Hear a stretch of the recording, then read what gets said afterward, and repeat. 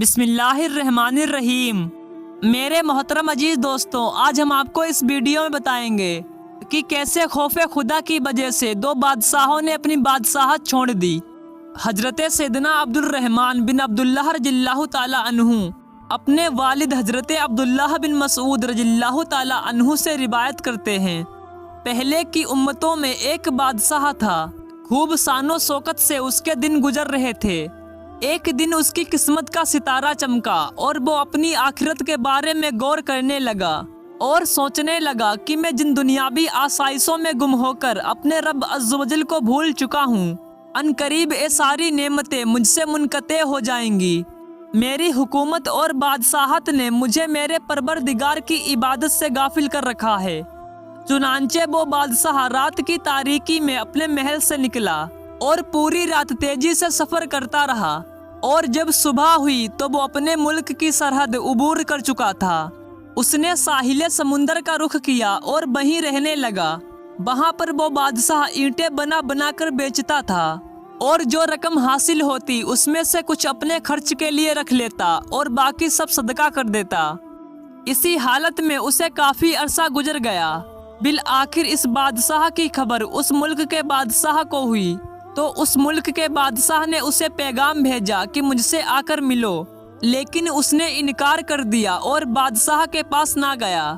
بادشاہ نے پھر اپنا قاصد بھیجا اور اسے اپنے پاس بلوایا، لیکن اس نے پھر انکار کر دیا اور کہا، بادشاہ کو مجھ سے کیا غرض اور مجھے بادشاہ سے کیا کام کہ میں اس کے پاس جاؤں۔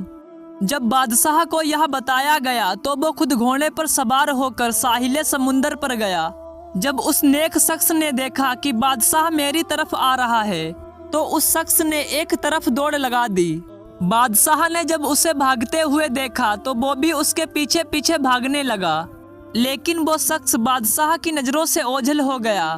جب بادشاہ اسے ڈھونڈ نہ سکا تو بلند آواز سے کہا، اے اللہ کے بندے، میں تجھ سے کچھ بھی نہیں کہوں گا، تو مجھ سے خوف زدہ نہ ہو، میں تجھ سے ملاقات کرنا چاہتا ہوں۔ جب اس نیک شخص نے یہ سنا تو وہ بادشاہ کے سامنے آ گیا۔ بادشاہ نے اس آدمی سے کہا، اللہ عز و جل تجھے برکتیں عطا فرمائے، تو کون ہے اور تو کہاں سے آیا ہے؟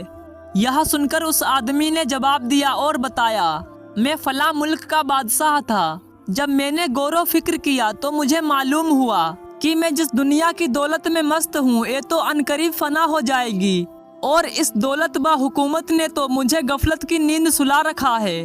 چنانچہ میں نے اپنے تمام سابقہ گناہوں سے توبہ کر لی ہے اور تمام دنیاوی آسائشوں کو چھوڑ کر دنیا سے الگ تھلگ اپنے خالق و مالک اللہ تعالیٰ کی عبادت شروع کر دی ہے۔ اللہ عز و جل میری اس قابض کو اپنی بارگاہ میں قبول فرمائے۔ جب بادشاہ نے یہ سنا تو کہنے لگا، میرے بھائی، جو کچھ تو نے کیا میں تو تجھ سے زیادہ اس کا حقدار ہوں۔ یہ کہتے ہوئے وہ گھوڑے سے اترا اور اسے وہیں چھوڑ کر اس نیک آدمی کے ساتھ چل دیا۔